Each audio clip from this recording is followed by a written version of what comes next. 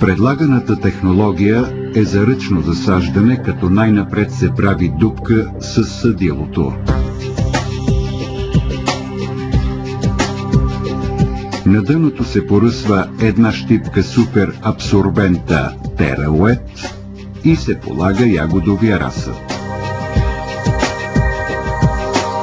Следва зариване, следва обилно поливане, в резултат на което под всяко коренище се образува гел от набъбналия препарат, осигуряващ необходимата влага за развитието на разсъда и създаване на устойчиви трайни насаждения.